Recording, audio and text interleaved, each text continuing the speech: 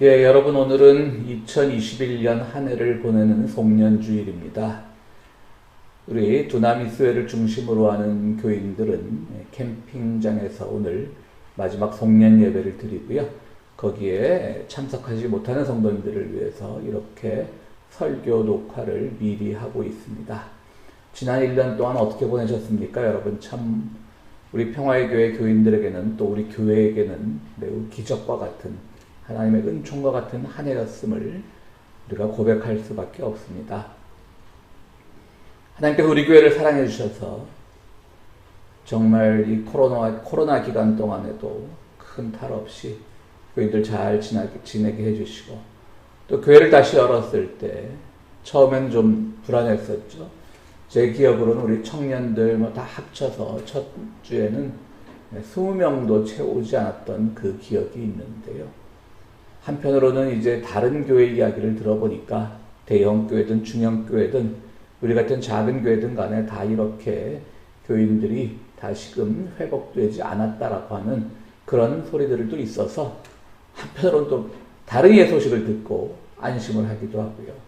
그런데 우리 교인들은 거의 이제는 코로나 이전에 다니던 교인들은 90% 이상 회복되어서 다시금 교회 나오시고요. 또 우리는 그 사이에 또 좋은 교인들을 새로 얻게 되는 그런 기쁨들도 있었습니다. 참으로 하나님의 은혜가 놀랍고도 깊기만 하다는 것을 다시 한번 고백합니다. 우리가 새해가 되면 하고 싶은 것들이 많죠. 그것을 이제 비웃어서 작심삼일이라고도 하고 그 결심이 오래가지 않기 때문에 그러는 것이죠. 그래서 우리는 버킷리스트, 그야말로 그 버켓에 무엇을 담을까, 버킷리스트도 생각해보고 하는데요. 오늘은 우리가 한 해를 보내는 입장에서 지난 한 해 우리가 어떻게 보냈을까 하는 체크리스트가 한번, 이건 했나? 안 했나? 이런 것들을 체크리스트를 한번 해보자는 마음으로 설교 제목도 체크리스트로 삼아보았습니다. 먼저 오늘 봉독할 말씀은 골로새서 3장 12절에서 17절까지의 말씀인데요. 제가 읽겠습니다. 그러므로 여러분은 하나님의 택하심을 입은 사랑받는 거룩한 사람답게 동정심과 친절함과 겸손함과 온유함과 오래 참음을 옷 입듯이 입으십시오. 누가 누구에게 불평할 일이 있더라도 서로 용납하여 주고 서로 용서하여 주십시오. 주님께서 여러분을 용서하실 것과 같이 여러분도 서로 용서하십시오. 이 모든 것 위에 사랑을 더하십시오. 사랑은 완전하게 묶는 띠입니다. 그리스도의 평화가 여러분의 마음을 지배하게 하십시오. 이 평화를 누리도록 여러분은 부르심을 받아 한 몸이 되었습니다. 또 여러분은 감사하는 사람이 되십시오. 그리스도의 말씀이 여러분 가운데 풍성히 살아있게 하십시오. 온갖 지혜로 서로 가르치고 권고하십시오. 감사한 마음으로 시와 찬미와 신령한 노래로 여러분의 하나님께 마음을 다하여 찬양하십시오. 그리고 말이든 행동이든 무엇을 하든지 모든 것을 주 예수의 이름으로 하고 그분에게 힘을 얻어서 하나님 아버지께 감사를 드리십시오. 아멘. 자, 그러면 체크리스트 한번 삼아볼까요? 지난 한 해 어떻게 보내셨는지요?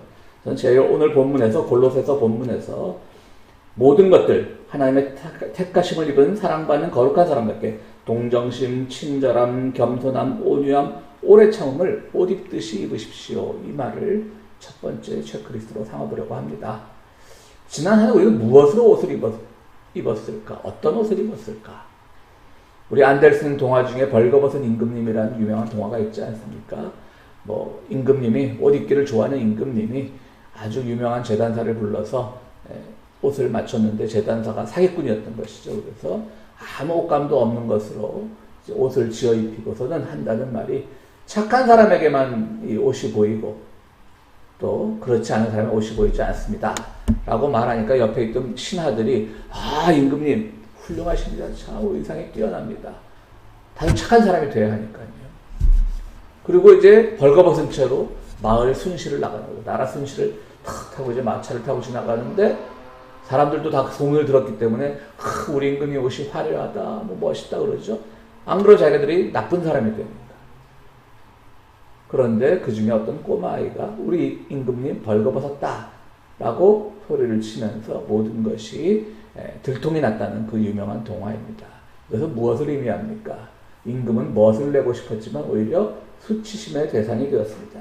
자기는 의수되고 싶었지만 조롱의 대상이 되었습니다. 자기는 권위를 자랑하고 싶어서 모든 사람들이 자기 앞에 굴복하고 자기를 존경한다고 생각했지만 그것은 모두 거짓된 반응뿐이었습니다. 그렇기 때문에 이 동화는 동화라기보다는 오히려 어른들의 세계에도 많은 것들을 가르쳐주는 의미 있는 내용을 담고 있습니다. 그렇습니다. 지난 한 해 우리는 무엇을 입고 살았을까요? 여기서는 그야말로 옷을 말하는 게 아닙니다. 오늘 사도 바울도 우리에게 말하지 않습니까? 동정심, 친절함, 겸손함, 온유함 이런 것들을 우리 옷 입고 살았던가? 그런 것을 한번 돌이켜보자는 것이죠. 그런 점에서 지나간 우리 한 해는 정말 우리가 어떠한 마음가짐으로 우리의 삶을 살았는가? 우리에게 정말 남들과 함께 연대하는 그런 동정심이 있었는가? 누군가에게 베푸는 친절함이 있었는가? 또 한편은 연민의 정, 정말 함께 나누고 함께 슬픔을 나누고 함께 기쁨에 공감하는 그런 연민의 마음이 우리에게 있었는가라고 하는 그 마음을 가지고 살아야 한다는 것이죠. 그래서 우리가 그렇게 살지 못했다면 이 한 해가 가기 전에 아직 며칠 남았으니까요. 한 해가 가기 전에 조금 더 한번 돌이켜보고 마지막이라도 며칠 안 남은 마지막이라도 이런 것들로 한번 옷 입는 그런 삶을 생각해 보시길 바랍니다. 그렇습니다. 여러분 우리는 요즘 허세의 시대죠. 많은 사람들이 허세를 부립니다. 많은 사람들이 자기를 드러내고 싶어 합니다. 이 현대사회에서 요즘 플렉스라는 말도 있는데 자기를 막 자랑하는 것. 저는 그것을 탓하고자 하는 것이 아닙니다. 젊은 사람들은 젊은 사람들답게 그렇게 자랑하고 싶은 것도 있고요. 또 솔직하게 인간이니까 뽐내고 싶은 마음도 있죠. 그러나 정말 우리의 속마음은 무엇으로 옷 입고 있느냐 그것을 놓치지 말자는 것이죠.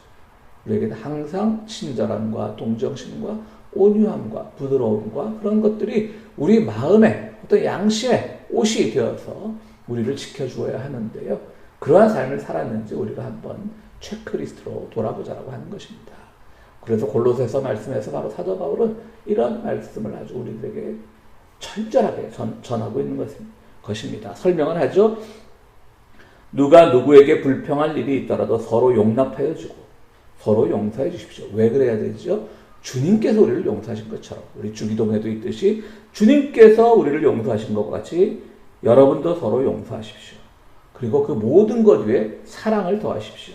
사랑은 완전하게 묶는 띠입니다. 그러니까 사랑이 있어야만 우리를 흔들리지 않고 또 옷이 정말 벌거벗은 임금님은 아예 옷도 없었지만 우리가 어떤 옷을 입었는데 그것이 흔들리지 않게끔 잘 옷 명세를 갖추려면 띠가 있어야 되잖아요. 요즘 옷은 그렇지 않습니다만 단추도 있고 하지만 이 고대 사회 옷은 다 우리 사극에서 보면 다 그렇잖아요. 띠가 많고 묶어야 되고 그 띠를 묶어야 된다. 그 사랑으로 묶어야 된다. 친절함, 동정심, 온유함 같은 거 다 옷을 입어도 사랑이 없으면 이게 바람만 조금만 불어도 벌거벗은 채로 이렇게 옷이 다 날아가 버리는 것이죠. 오늘 우리도 마찬가지입니다. 우리 마음에 정말 양심에 우리 믿음에 어떤 옷을 입어야 될까를 생각하고 또 지난 한 해 우리가 정말 그런 옷을 입고 살아왔을까? 그리고 그것을 사랑으로 단단히 묶었을까?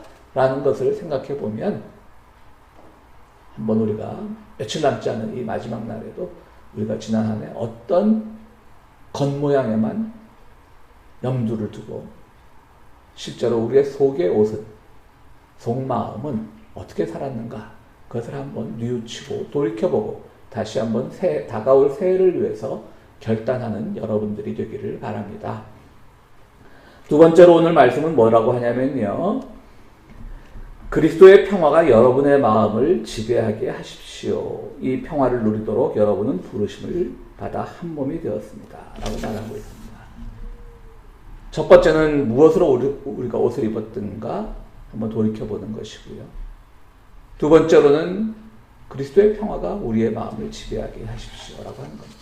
그리스도의 평화가 우리의 마음을 지배한다는 것은 뭘까요? 정말 내 마음이 편해야 되는 거예요. 어떤 일을 하면 편할까요, 우리가? 많은 사람들이 오늘 현대사회에서 부를 많이 축적을 하면,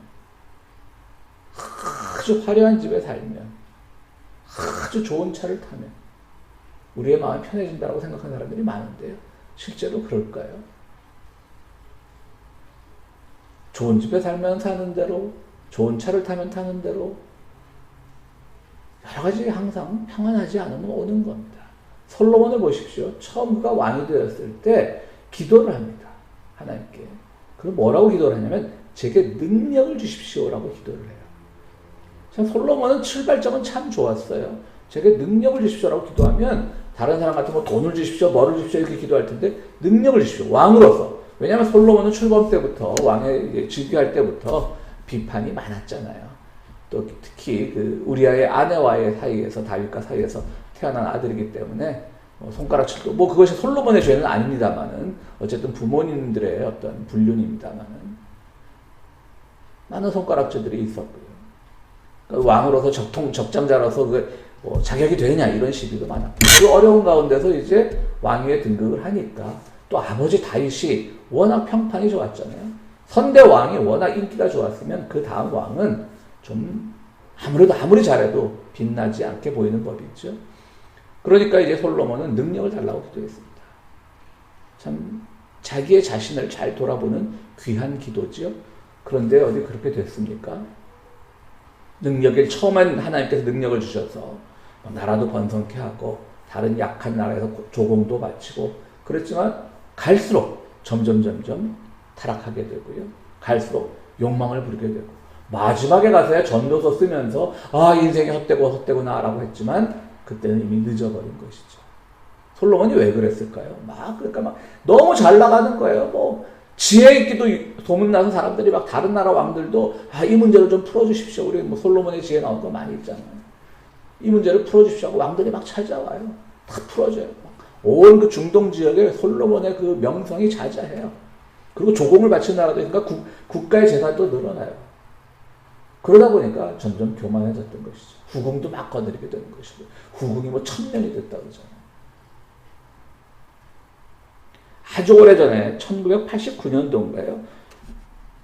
한국의 MBC 드라마 중에 그 스코틀랜드 A.J. 크로닌의 성체라는 소설 잘 아실 겁니다. 약간 그 파란 카버가 있는데 요즘은 이제 책들도 예쁘게 만들어서 요즘 나오는 건 좀 더 표지가 세련되어 있겠지만 저희 당시 그 성체와 천국의 계단 이런 것은 어느 출판사였는지 기억이 안 나지만 파란 책이고 굉장히 좀 제본이 촌스러운 제본이었는데 어쨌든 교회 다니는 사람들은 A.J. 크로닌의 성체 이런 거 안 읽어본 분들이 거의 없죠. 그 MBC 드라마에서 했던 그 천사의 선택이라는 드라마는 1989년부터 했는데요. 그 바로 A.J. 크로닌의 소설 성체를 이제 각색해서 한국적 드라마로 만든 겁니다. 거기에는 그 유명한 배우 문성근 배우, 문익환 목사님의 차남이죠. 문성근 배우의 그 젊을 때 파릇파릇한 모습을 볼 수가 있는데요. 문성근 배우가 아주 기구한 운명의 아이로 성장을 하는 그런 겁니다. 그러니까 아역은 다른 배우였죠, 물론. 사생아로 태어나서 외갓집에 얹혀 사는데 외갓집 분위기도 그렇게 좋지도 않고 그러나 항상 이 아이는 선하게 자란 거예요. 그 어려운 중에서도 늘 눈칫밥을 먹었지만 공부도 열심히 하고 항상 그 중에서도 어릴 때부터 먼저 다른 사람을 배려하고 그렇게 자라서 공부를 잘해서 의대를 가서 의사가 되었어요. 그래서 결혼도 했어요. 결혼을 해서 이제 동네에서도 의사가 된 이후에도 동네에서도 평판이 좋은 거예요. 의사가 겸손하고 동네 어르신들 잘 섬기고 치료비 비싸게 안 받고 하니까 평판이 좋아요. 그런데 어느 날 이제 한번 그래도 의사는 의사니까 돈은 들어오잖아요. 어느 날 이제 결혼도 했어요. 자기 아내에게 자랑하려고 몰래 차를 샀어요. 1989년도니까 좀 차가 이제 조금 중산층들이 차를 가지기 시작한 한국에서요. 중산층들이 차를 가지기 시작한 시점이죠. 그 의사면 당연히 젊은 의사라도 차 한 대 살 만하죠. 고급차를 산 것도 아니야. 그때 제 기억으로는 현대 조그만 소형차 하나 샀던 것 같아요, 드라마에서. 그래서 자기 아내 몰래 이제 깜짝 쇼를 해주려고 아내한테 선물을 준다고 아내한테 차를 착 보여줘요. 근데 이 아내도 굉장히 선한 분이었어요. 늘 남편이 그렇게 의사로서 불을 추구하지 않고 의사로서 더 성장하려고 하지 않고 정말 조그만 동네에서 동네 사람들과 이렇게 화목하게 지내는 의사의 모습을 너무너무 좋아하는 아내였는데 어느 날 차를 딱 갖고 보여주니까 아내가 화를 내는 거예요. 당신 왜 이렇게 변했냐고. 저는 그 드라마의 전체 내용은 기억 잘 안 나는데요. 각색을 했기 때문에 이제 성체 원작하고는 많은 차이가 있기 때문에요. 드라마 전체는 기억이 잘 안 나는데 그때 그 문성근 배우가 한 말이 아주 기억에 남아요. 뭐라 그러냐면요. 참 89년 드라마인데 정말 오래전 드라마지. 막 화를 내는 아내에게 내가 이 정도는 할 수 있잖아 라고 이제 와이프한테 하소연을 합니다. 맞는 말이죠. 다시 따지고 보면 의사예요. 뭐 좋은 차를 산 것도 아니에요. 그때는 한국에 뭐 외제차 같은 게 거의 없었다니까. 그냥 조그만 소형차나 산 거예요. 분명히 맞는 말이에요. 내가 이 정도는 할 수 있잖아 이제. 내가 언제까지 그렇게 뭐 이웃만 생각하고 주변만 생각하고 그래야 돼. 라는 거예요. 그러다 뭐 끝에 가서는 뭐 아내도 끝이 아니라 중간에 아내가 갑자기 사고로 죽고 그러면 이제 문성근 배우가 본래요. 자기 어릴 때 그 신념이었던 정말 이웃을 위해 희생한 의사가 되자. 뭐 그런 위치로 돌아가는 그런 드라마였는데요. 좀 희생이 따랐던 거죠. 저는 그 중요하지도 않은 그 대사가 그때 저는 굉장히 감동적으로 들렸어요. 왜냐면 그때 제가 막 목회를 시작할 때였거든요. 전도사 하면서. 그래. 이렇게 목회의 길을 가면서 스스로 합리화하지 말자. 스스로 정당화하지 말자. 내가 이 정도는 됐잖아. 이 정도는 할 수 있잖아. 라고 하면 그럴 수 있죠. 물론. 그래도 그것이 내 스스로의 정당화의 노력은 삼지 말자. 그냥 조금 편하게 살고 싶을 뿐이야. 라고 차라리 자기 고백을 하자. 자기 정당화는 하지 말자. 그런 마음이 들었어요. 그래서 저는 그 대사가 지금까지도 이렇게 뇌리에 남아있습니다. 나 이 정도 할 때 됐잖아. 이거예요. 그러는 순간 교만해지는 것이고 그러는 순간 마음의 평화가 무너지는 것이죠. 그러니까 지난 한 해 우리는 내가 이 정도 됐잖아. 내가 이 정도 신앙생활하면 됐잖아. 내가 이 정도 이웃을 위해 헌신하면 됐잖아. 내가 이 정도로 뭐 했으면 됐잖아. 자기 합리화하지 말고 그렇다고 또 우리가 삶이 막 너무 내 의무만 생각하고 이웃만 생각하면 또 사실 또 그렇잖아요. 너무 고되잖아요. 그러니까 어떤 일탈이 있을 수 있지만 그 일탈을 했을 때 늘 기도하고 그것이 일탈이었음을 인정하는 그런 솔직하고 순수한 삶을 살자는 것이죠.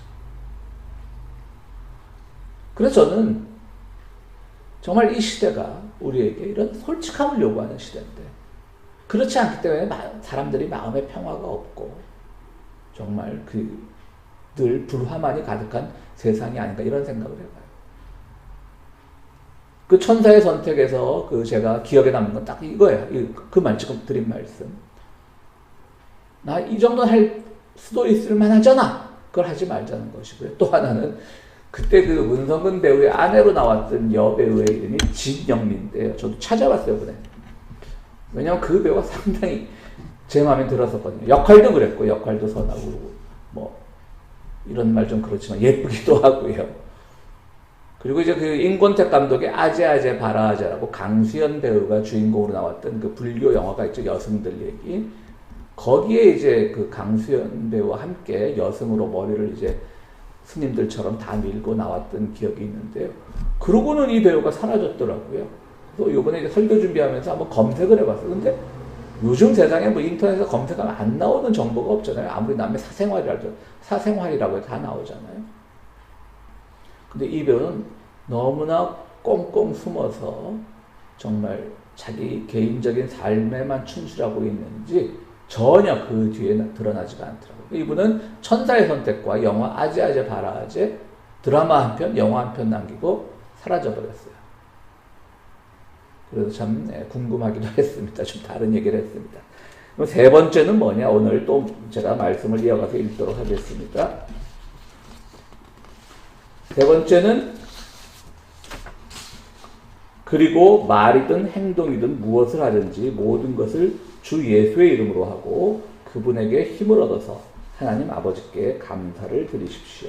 라고는 말을 하고 있는 겁니다. 자, 무슨 일을 하든지 무슨 말을 하든지 주 예수의 이름으로 해라. 이 말이 참 여러분들 좀 오해의 소지가 있는데요. 우리 외국 드라마 같은 거 보면 뭐 영화 보면 지저스 크라이스트 그럼 뭐라고 번역을 하죠? 한국 자막을 보면 제기랄, 뭐 젠장 이렇게 나와요.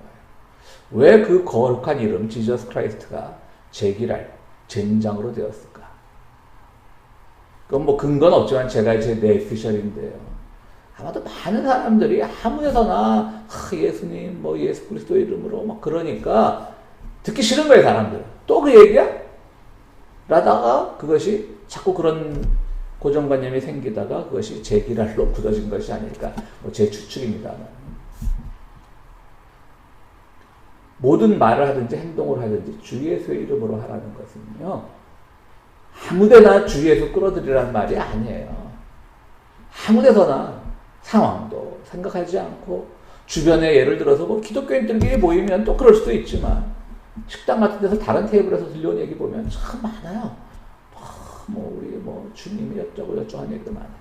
근데 100번 양보해서 그건 그럴 수도 있지만, 경우에 따라서는 상대방의 종교도 고려하지 않고, 상대방의 삶의 어떤 그 지위도 고려하지 않고, 그분의 그 상황도 고려하지 않고, 아무 데서나 또 그런 말 하는 분들이 있어요.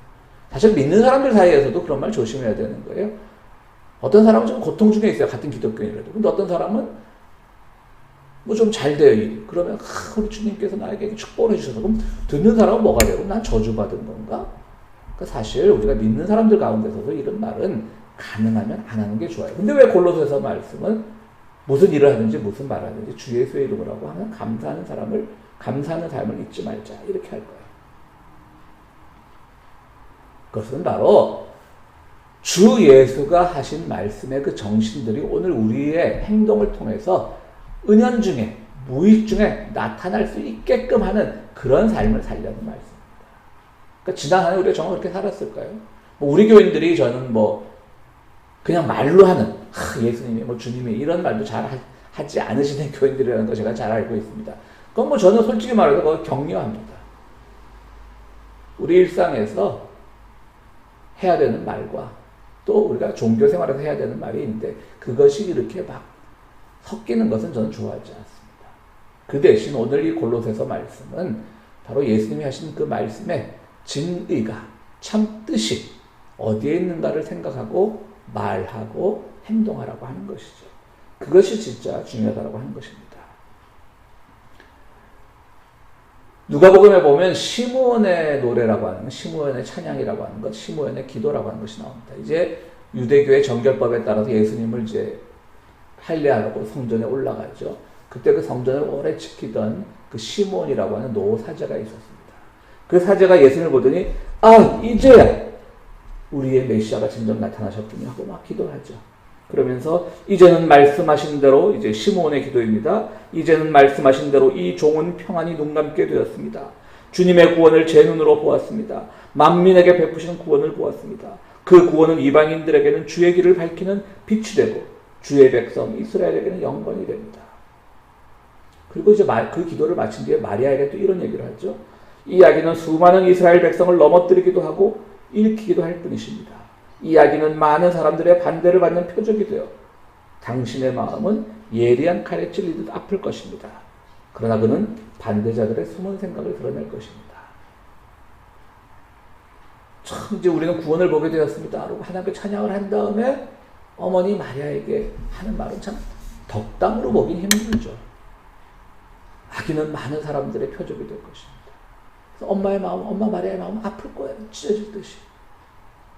그러나 이것이 다른 사람들이 어떤 사람을 드러내는, 반대자들이 어떤 사람을 드러내는 표적이 될 것입니다. 라고 말하고 있어요. 그래요, 여러분. 덕담은 아니지만 바로 예수님의 그 진리, 예수님이 이 땅에 오신 그 참뜻을 보여주신 것입니다. 이것은 역사적으로 근거는 없습니다만 탈무드, 그러니까 유대교인들이 믿는 보는 탈무드에 따르면 이 시몬이라는 사람은 힐렐이라고 하는 이제 그 유명한 그 예수님 오시기 좀 전에 유명한 그 율법학자가 있었어요. 그래서 이 당시 유대교는, 예수님 오시기 전에 유대교는 힐렐 학파와 샴마이 학파라고 두 학파가 대립하고 있었는데, 힐렐 학파는 좀 율법 해석에 있어서 자유롭고요. 샴마이 학파는 너무너무 정말 아주 엄격한 그런 건데요. 그 힐렐 학파의 후손 중에 이제 가말리엘이라고 있죠. 가말리엘. 그 유명한 사도 바울이 이제 가말리엘의 제자였던 것이죠. 그런데 시몬이라는 사람이 갑자기 설명도 없이 성경에 나오니까 이 탈무드에서는 이 시므온은 바로 힐렐의 아들이고 가말리엘의 아버지다. 그러니까 힐렐과 가말리엘을 이어주는 어떤 중간 단계의 그 시몬이 있다라고 이제 말을 하는데요. 그래서 탈무드에만 나온 얘기고 뭐 역사적으로 그렇게 정말 이것이 사실일까? 또 거짓일까라고 하는 증거도 없고요. 물론 사실일까 하는 증거도 없죠. 어쨌든 그렇게 존경받는 인물이었다라는 것은 틀림없겠죠. 뭐 사람들이 역사적 근거가 없어도 저 사람이 왜 이렇게 똑똑한가? 힐렐의 아들이래. 그래서 가말리엘의 아버지래. 이런 소문이 났으면 또 이렇게 전쟁이 생기는 법인 거죠. 그 시몬의 기도가요, 어떻게 보면 정말 무슨 일을 하든지 무슨 말을 하든지 그리스도의 이름으로 하는 거예요. 그는 기다렸던 사람이에요. 오지 않았지만. 그런데 이제 그야말로 나이가 들어서 눈을 감을 지경이 되는데 그때서야 아기 예수를 보고 메시아인지 알아차린 거예요. 그러니까 얼마나 기뻤겠어요. 그러니까 이보다 평생 그 메시아 예수를 생각하며 사신 분인 거예요. 그러니까 마지막에 와서도 왜 이제야 나타나냐라고 항의하지 않고, 그리고 너무 기쁜 나머지 뭐 있는 말 없는 말 다 끌어서 뭐 듣기 좋은 덕담만 하는 것이 아니고, 기뻐하는 동시에 예수의 길을 예고하는, 그 어렵고 힘든 길을 예고하는, 마리아의 아픔을 예고하는 그런 말을 하게 되는 것입니다. 바로 그겁니다. 우리가 무슨 일을 하든지 무슨 말을 하든지 예수의 이름으로 한다는 것은요, 아무 데서나 지저스 크라이스트 하는 게 아니고 우리 삶에 예수님을 향한 기다림, 정말 초림으로 처음으로 오셨던 아기 예수를 환영하면서 동시에 다시금 우리에게 새로운 정의와 평화를 가져다 주실 그 메시아를 기다리는 마음, 그 마음의 기초에서 당장 뭐 언제 몇 시에 언제 온대더라 그런 데 현혹되지 말고 그 마음의 기초에서 우리가 오늘을 항상 마지막처럼 최선을 다하고 이웃을 생각하고 또 우리의 삶에서 부족한 부분을 반성하고 하나님의 말씀을 실천하고 하는 그런 삶을 살 때 그것이 바로 우리의 말과 행동이다. 주의 이름으로 하는 것이고요. 그렇기 때문에 또 우리는 하나님을 믿게 되는 것이고 하나님께 감사할 수 있게 되는 것입니다. 뭐 체크리스트라고 했는데요. 저도 돌아보지만 저는 그럼 이렇게 설교를 하면서 저는 그럼 그렇게 살았을까? 정말 겸손함과 온유함과 사랑의 띠로 직조된 그런 옷을 입고 살았을까? 지난 한 해 정말 평화가 내 마음을 지배하는 그런 삶을 살았을까? 정말 무슨 말을 하든지 무슨 일을 하든지 그리스도의 이름으로 했을까? 라는 체크리스트가 저에게도 해당되죠. 여러분들도 며칠 남지 않은 이 시점 그걸 잘 살펴보면서 이 한 해를 은혜롭게 마감하시는 여러분들이 되시기를 간절히 바랍니다. 함께 기도하시겠습니다. 거룩하시고 자비로우신 아버지 하나님 정말 감사를 드립니다. 지난 한 해 우리를 지켜주시고 우리를 보호해 주시다가 이렇게 우리가 주님 안에서 큰 기쁨으로 마지막 해를 보냅니다. 주님, 우리 마지막 해를 보내면서 정말 무엇을 점검해야 되고 무엇을 이루지 못한 것에 대해서 안타까워해야 되는지 돌아보는 지혜를 저희들에게 허락하여 주시옵소서. 그래서 오늘 우리가 온라인으로 예배를 드리든지 또 캠프장에서 예배를 드리든지 간에 같은 마음으로 같은 생각으로 마지막 며칠 남지 않은 이 해를 정리하는 우리 모두가 될 수 있도록 주여 도와주시옵소서. 이제는 우리를 구원하시기 위하여 이 땅에 오신 예수 그리스도의 은총과 하나님의 참 좋으신 사랑과 성령님의 감화 감동하심이 오늘 지나간 한 해를 돌이켜보면서 우리에게 뭐가 부족했고 뭐가 넘쳤는지를 생각하는 우리 모든 성도들 위해 지금으로부터 영원토록 함께 하시기를 축원하옵나이다. 아멘.